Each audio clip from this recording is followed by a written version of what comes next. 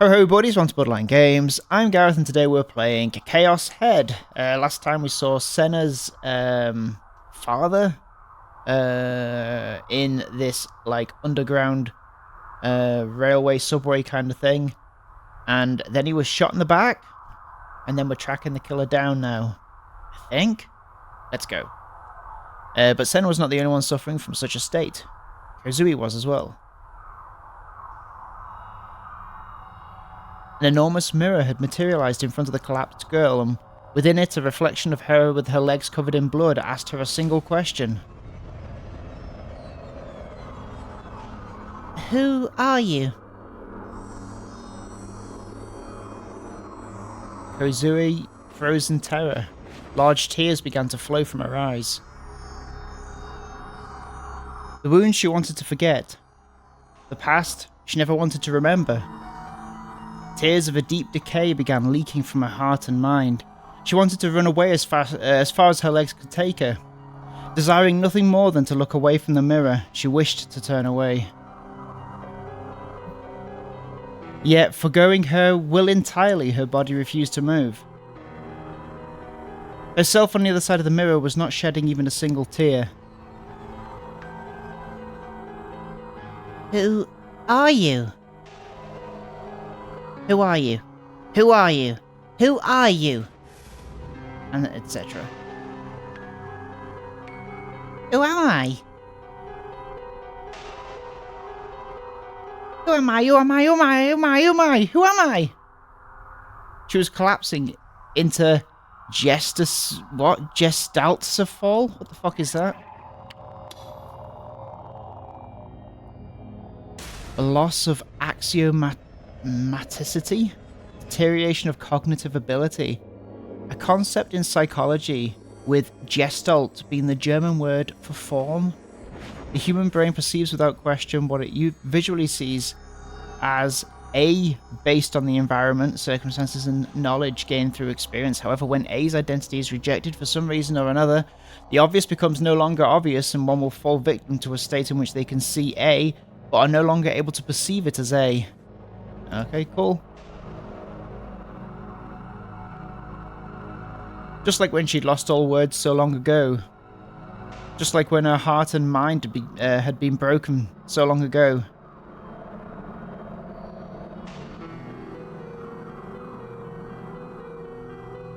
No longer able to see herself. She herself questioned herself in the mirror. She lacked any certainty that it was her own voice. She lacked any certainty that it was her own hairstyle. She lacked any certainty that it was her own nose. She lacked any certainty that it was her own pair of eyes. She lacked any certainty that it was the fullness of her own lips. She lacked any certainty that it was her own shape.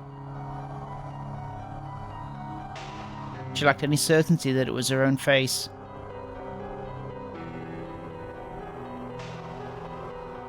Who am I?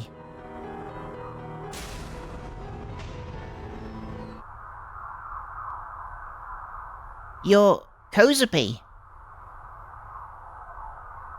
Her shape in the mirror had been on the cusp of dividing infinitely, but the voice that had suddenly burst into her mind had put a stop to it. I'm Kozui. I'm Kozui. Oh, she's got over that pretty quickly. She reconfirmed her identity. Kozui had returned to herself. Cracks ripped through the enormous mirror before her, and then it shattered into pieces. Kozui searched for the voice of her saviour. When her gaze arrived at the ticket gate, she recognized exactly who it was. Her real voice. The one that would have been lost forever, called out to him. Is it Takumi? Yeah. Takumi-shan! Kozui called out. Not with her inner voice, but with her real voice. I realised that it was the first time I'd ever heard her use it. It was thanks to Kozui that I'd managed to get over here so quickly. I'd been next to a police box at the top of Dogensaka, when I'd heard her inner voice screaming for help. Running toward that voice had brought me here, and when I got here I saw Senna and Kozapi, faces pale from being shown a delusion I couldn't see, and Hatano-san, collapsed and covered in blood. I'd found them, but it was too late.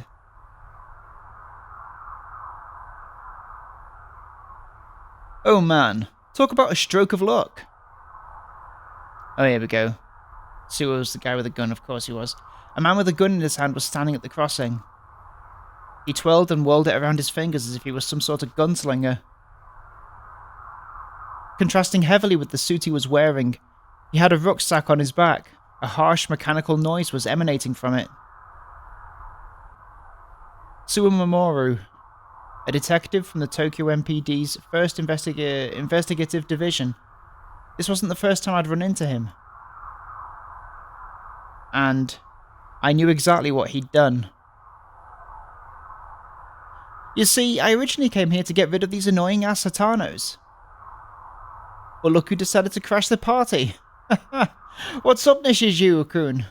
I really appreciate you tossing yourself into the line of fire like that. I was told to grab you if I ran into you, so here we are. By who?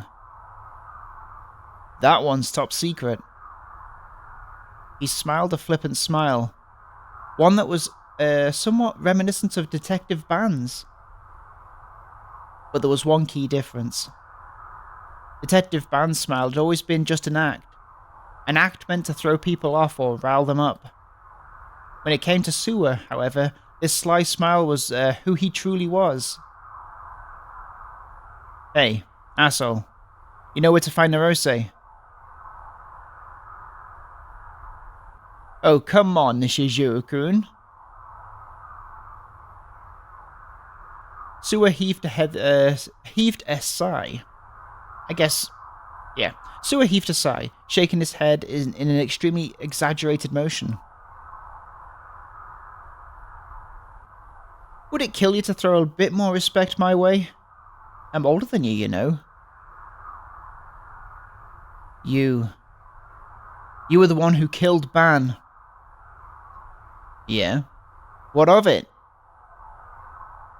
You're a detective, yet you go as low as to kill people. I don't want to hear that from you of all people, man. I gripped my D-sword tightly, as if I'd ever be polite to a bastard like you. You kiss your mother with that mouth? I'll fucking kill you, you virgin piece of shit. Oh my god. Even from this distance, it was clear to see. The smile on Suwa's face had disappeared. It's still there. Without moving from where he was, he gestured with his free hand like he was trying to shake something off. Takubi-san, look out!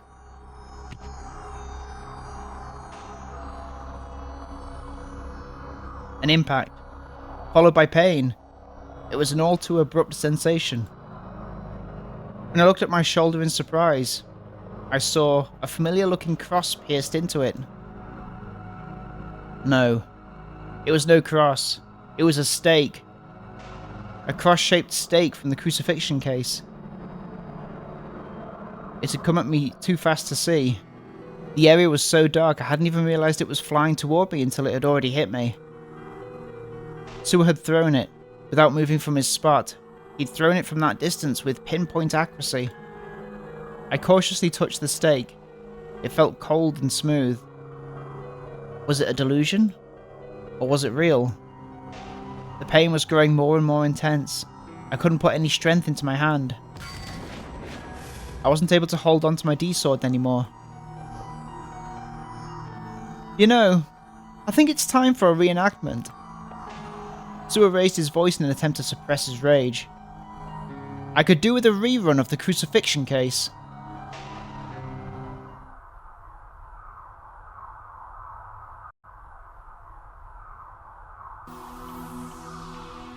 Not even a moment later, Suwa was holding even more cross-shaped stakes in his hand.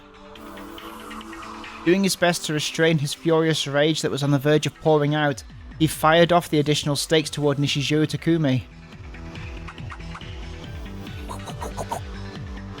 They disregarded all form of drag and the laws of physics altogether. Gah! Ah! As if they possessed wills of their own, they sped intently toward Takumi's arms. 15 found their mark thus far.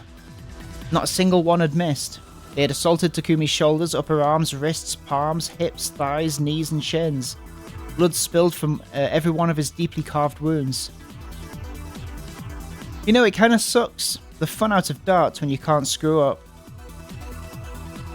Suwa already had another stake in his hand, and once again he fired it off just like the others. This has got to be some kind of delusion, right? Ugh. Ugh. It's kind of like some all-powerful god or something. Oh, I see, that's Suwa saying that, right? I felt an incredibly strange sensation. He's probably not even listening to me anyway, Suwa thought to himself. Each and every wound carved into my body only made me feel more alive. Suwa hurled yet another stake toward Takumi, who hung his head at the mercy of his attacker. Even a normal guy like me can mess around with the same power you freaks have got. Oh, same thing. All of it could be attributed to the rucksack the man was wearing on his back.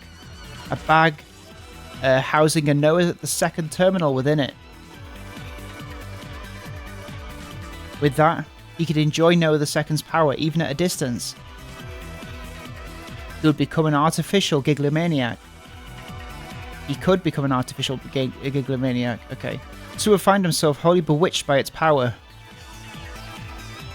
Suwa was wholly bewitched by its power. So what are we doing with this double text here? Is this from Suwa's perspective, or a narrator from the perspective of Suwa, and one that isn't? Right? He was among the fanatics who would commit the dirtiest of deeds in the name of the founder of his teachings and his teachings. He was among the vanguards who would commit the dirtiest deeds in the name of the founder and his teachings. This power is a gift from God. It gives me the strength to fight for what I believe in, the divine light. This is the same thing, right? Suwa hurled yet another stake. It penetrated the nape of my neck. Or it penetrated the nape of Takumi's neck. I was racked with extreme pain. Are we looking at first person and third person perspective here? I was racked with extreme pain. Pain that felt as if my entire body was being torn in two. Pain so horrible I felt as if I might go insane. The boiling, ruthless, bloodlust simmering in Suwa's heart demanded to know just how much pain the boy could endure. Springing forth from the torture taking place, death began to rear its head. Springing forth from the torture taking place, he would make death rear its head in him. Yeah! Ah! I was unable to resist, and while I still managed to put enough force into my legs to stop myself from falling over, Takumi was unable to resist him while he... Yeah, okay. None of that could have prevent the hail of stakes coming at me. None of that could prevent the hail of stakes coming at me. Or at him. My chest, my stomach, my toes, my entire body. And then this is just third person. With no mercy in sight, stakes both thick and sharp were continually pounded into me. Into him. It's like pinning an insect so you can put it up on display. But not some stag beetle or butterfly. Some shitty little dung beetle is more your speed, you little cunt. Oh my god, well, I shouldn't have said that word. couldn't stand for another second. Willpower alone was all that kept me from collapsing. Suwa was baffled at what could possibly be keeping him from collapsing. But I was almost at my limit. He knew the boy was almost at his limit. My field of vision was becoming pixelated. It was hard to see anymore. With eyes as empty as those, he likely could not see anymore. If you got any last words, better make it quick. 20 words or less. Tightly clutching the next stake, Suwa was talking to me as if he'd already won. The next would kill me. Or him. Earlier, you called me a virgin piece of shit, right? Oh, did that hurt your feelings? Using his voice in the distance as a guide, I glared in Suwa's direction. Though the light in Takumi's eyes was soon to die, he glared in Suwa's direction all the same. This one'll end it. I made the divine light. Never save your sorry ass. I could sense the air tearing around the stake that Suwa had hurled. Haven't you heard? The stake would serve as the cross, the messenger bringing both certain death and the promised gospel.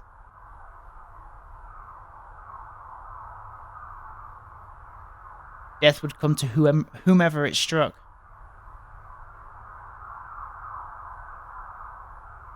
It's virgins who have the best illusions.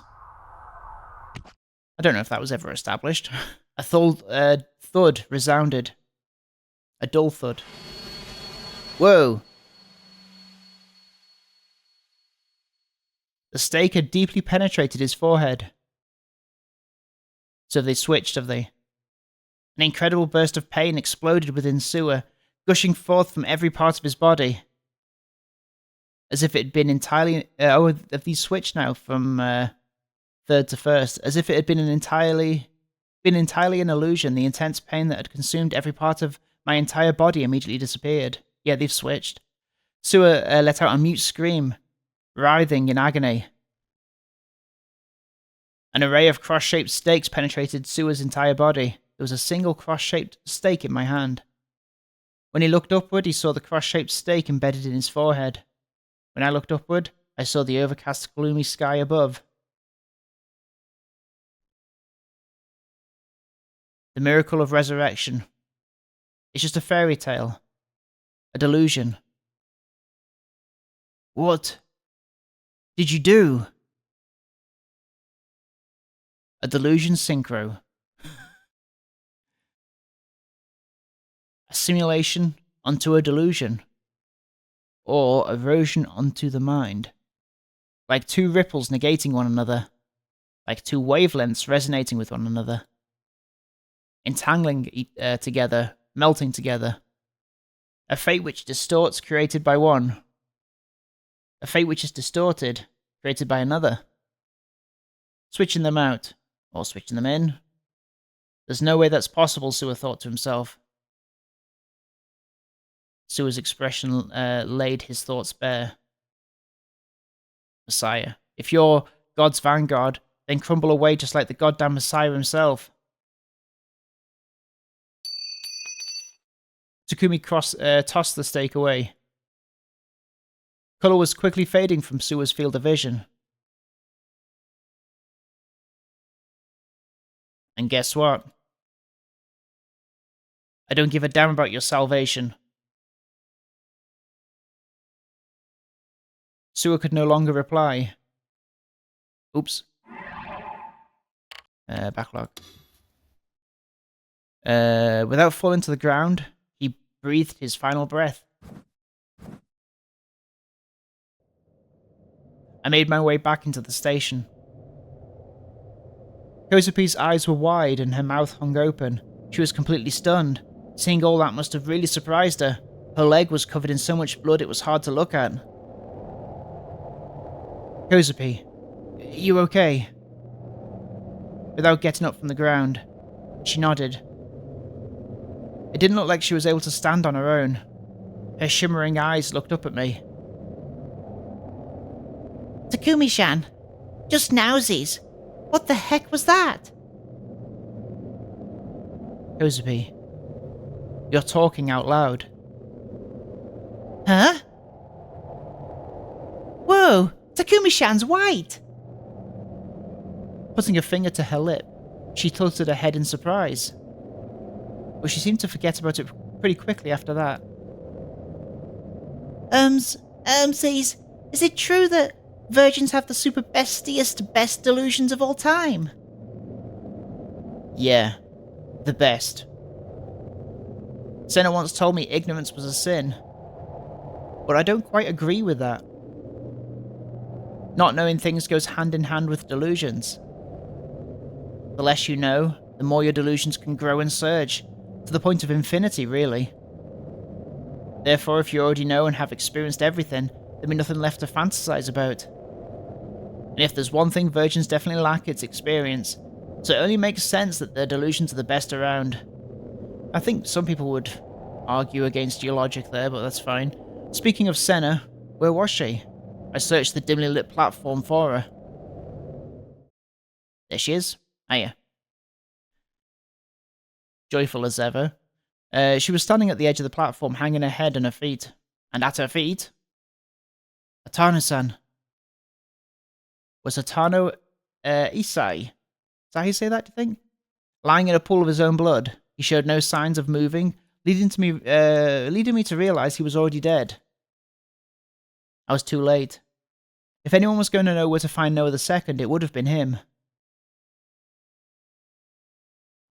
Noah II is located right next to Shibuya Station. Huh? As if she'd read my mind. With her eyes still aiming down at Hatano-san, at the corpse of her dead father, Senna began to murmur something. When he was on the verge of death, his mind communicated with my own. Near the east entrance at Shibuya Station on the rooftop of a now-defunct planetarium. That's where you'll find Noah II. Thanks. I wasn't sure if I should have said something to her or just stayed silent. She hated her father, enough to want him dead. And even though her wish had come true, from where I stood she looked miserable as could be. Damn you. Do you really think protecting me was enough to atone for your sins? Her words were targeted at her father's lifeless corpse. But he said nothing in return. And he never would again. You confessed all your sins to me, and then just to show it, you killed yourself. I can't forgive you. I can't forgive what you've done. Senna-shan, your heart is crying. Kozupi thinks the truth seizes you didn't want to kill your daddy. It was just as Kozupi said. And with those words, Senna's usual resolute demeanor disappeared.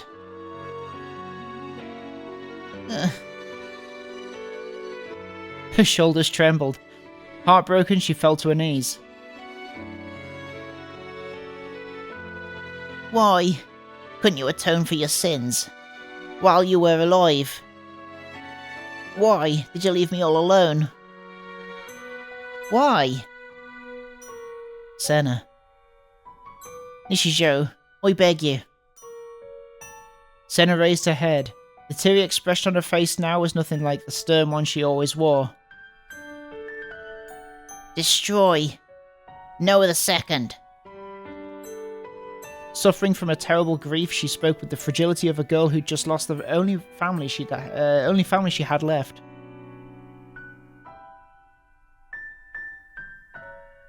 Given you tried to kill me, I have zero obligation to hear you out.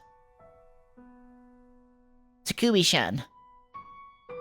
Turning my back towards Senna and Kozupi, I began the march down the tunnel to Shibuya Station.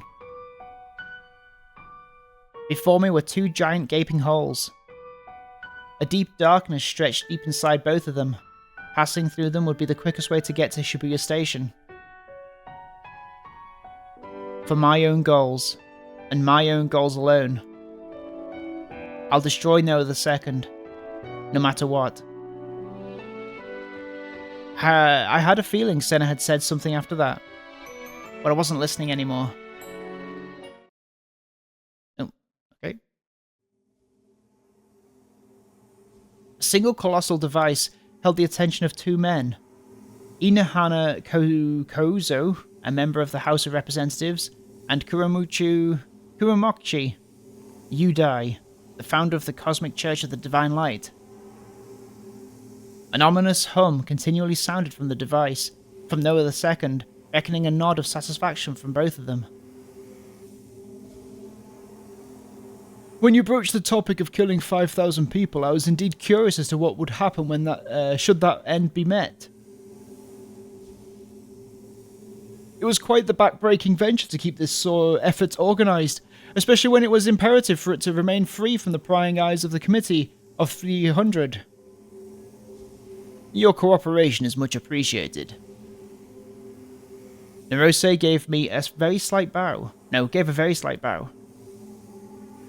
However, now that its completion has since been reached with our latest effort, 5,000 is now but a drop in the bucket. Its influence is practically already evident. Our domestication of man has begun. With this, the reality we sought for so long is finally within our grasp. Inohana and Kuromochi looked to one another, exchanging sinister smirks. Narose, meanwhile, simply gazed at them, his face not even so much as twitching.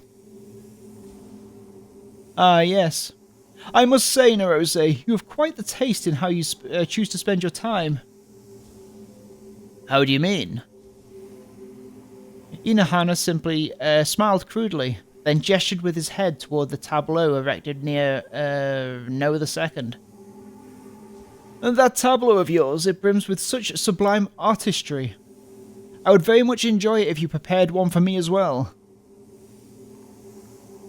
If it is raw materials you require, I shall present you with the finest selection of all those who believe in my church.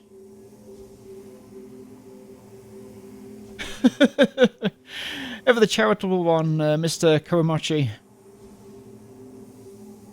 It is merely bait. Bait, you say? All for the goal of bringing Noah II closer to perfection. Well, I suppose we can leave it at that then. The more pressing matter is our interest in understanding exactly what Noah II is capable of. We require a demonstration. Yes, I agree. Go on, show us. Narose slightly shrugged his shoulders. His impassive facial expression remained ever present. Now then, will this interest you? By the time his words reached their conclusion, the demonstration had already begun. In the blink of an eye, Inohana and Kuromochi came to realize that they were both holding handguns. Neither Noah II nor Narose had made a single movement, and yet this miraculous happening had become undeniable reality. Jesus, okay, we got it. We got there. Impressive, it feels just like the real thing. It's quite reminiscent of a magic trick. I would rather you not group this together with simple magic tricks. Those guns do indeed exist in reality. Their eyes fixated on the handguns within their grasp. Inohana and Kuromochi nodded in satisfaction for a second time. It's quite magnificent. Truly splendid. This is a power to surpass even God himself. I believe I'll keep this gun as a souvenir. Quite the simpletons you are. To the other two men present in the room, Narose's faint whisper was inaudible. Without further delay, let's review the project's roadmap. Our first task shall be the elimination of the Committee of 300. Narose, your hard work shall not go unrewarded. We will establish contact with you once our future endeavours are decided. The two were thoroughly pleased with themselves and the project, and moved to leave the premises with buoyant steps. And yet...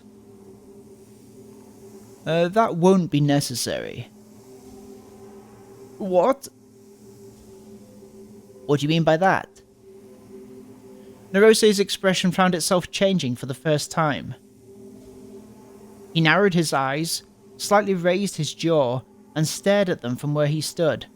His attitude was one of intense scorn, as if he were fiercely looking down on them. Oh, look at this smile. No.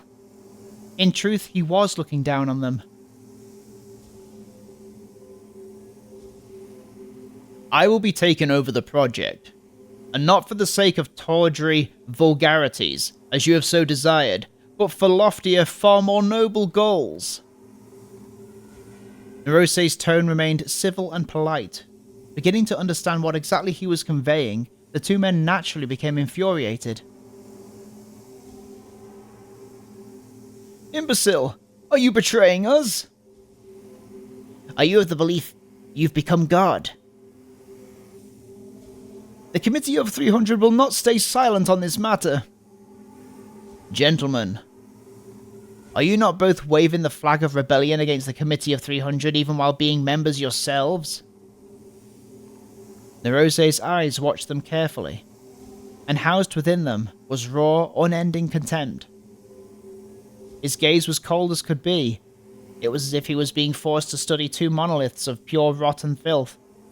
His gaze conveyed a very particular meaning, one that revealed he had only been using these two from the very start. Everything has proceeded as I had planned. Oops. If there's anything that's going to kill the mood or the atmosphere that's established, is quickly go into the backlog. Even your dying here. I'll have your goddamn head! Foolishness! Kuramachi and Inohana aimed their guns at Nerose. They moved to pull the triggers. It is not foolishness. They just shot each other. The two guns fired simultaneously. Their roars echoed within the dome. But foreknowledge. And yet, it was not Nerose who had fallen, but Inohana and Kuramachi. For some unfathomable reason, they had taken their sights off of Nerose right before pulling the triggers and shot each other instead. Their deaths had been instant.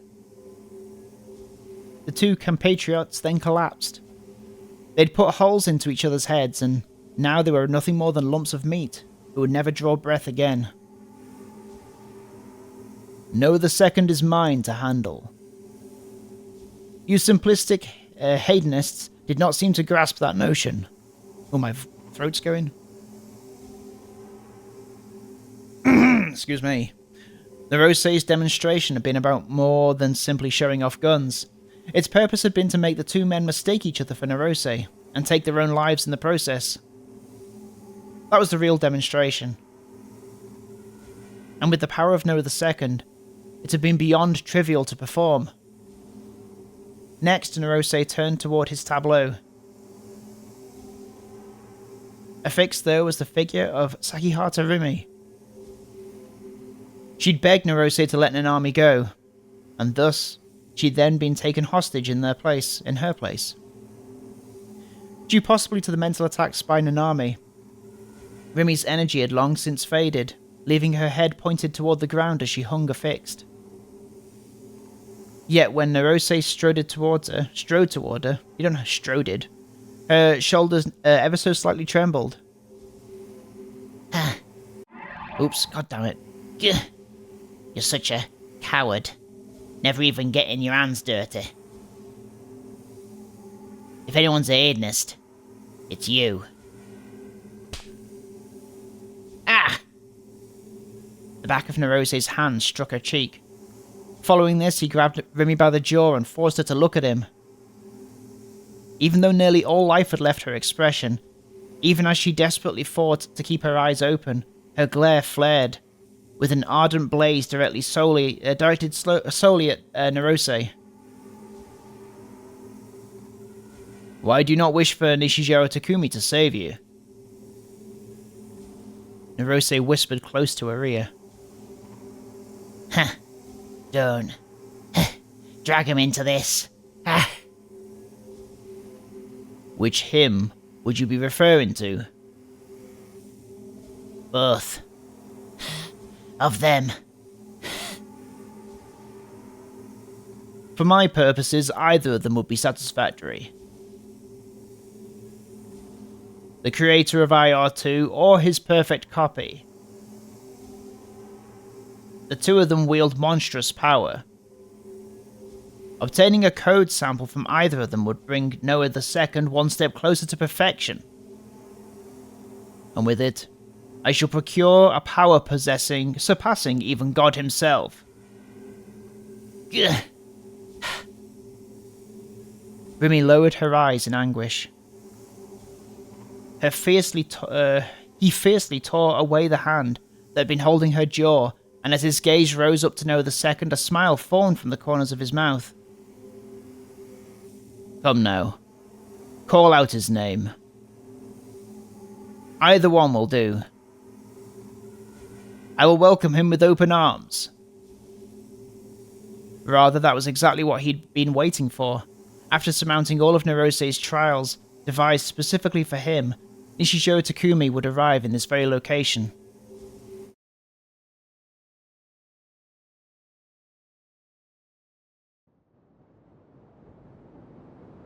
As I made my way through the dark tunnel, I relied on the red glow of my D-sword to see. And we'll find out exactly what we see at the end of this tunnel next time on Borderline Games. Thank you so much for watching this episode of Chaos Head, and I will see you next time. Have a great evening. Take care of yourselves. Bye-bye. Bye-bye-bye-bye. Bye. Bye. Bye.